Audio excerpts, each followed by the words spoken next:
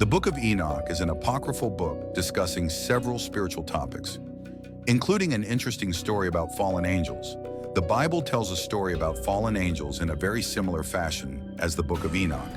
Here's a simplified breakdown of these fallen angel story. The Book of Enoch refers to these angels as the Watchers, and hence their name. They were tasked to watch over humanity. However, they began to lust over human women, and they took wives upon themselves, and the wives, the Watchers, mated with great giants. Now let's get into the deeper details about the Watchers, the giants, and even the women these fallen angels slept with. Stay until the end, because this video will get very interesting very quick. There were 200 Watchers according to the Book of Enoch, and the leader's name is Samyaza. However, there are other angels directly beneath Samyaza. Here are the names of these Watchers: Azazel, Armaros, Arachiel, Barachiel. Each of these fallen angels taught humanity something forbidden. These angels taught humans things such as weaponry, cosmetics, mirrors, sorcery, and other techniques. These angels taught humans the secrets to heaven. And there is a very similar story about these fallen angels in the Book of Enoch. In the Bible, let me explain something that you may not know.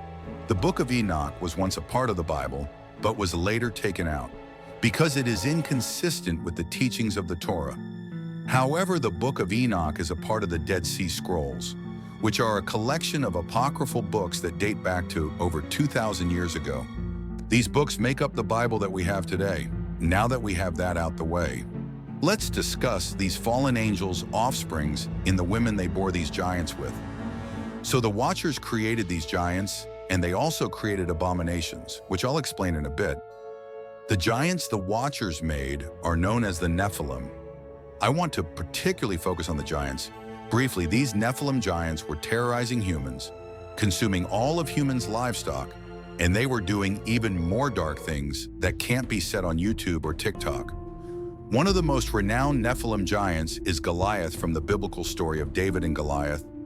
The women who mated it with the fallen angels and birthed the giants were turned into what the Book of Enoch calls Sirens. It is uncertain if the Book of Enoch is referring to mermaids or the Greek siren, which is a half-bird and half-human creature, but both of these creatures seem to be the abominations that the fallen angels created. Let me explain. The Book of Enoch mentions how Samyaza and the other fallen angels created these abominations. These abominations were created by using animal DNA and human DNA. So looking at beings such as mermaids would make a lot of sense how they came to be. Also, when the great flood happened, a being such as a mermaid, whose habitat is water, wouldn't get wiped out like land mammals. Could that explain why there are still mermaid sightings to this day?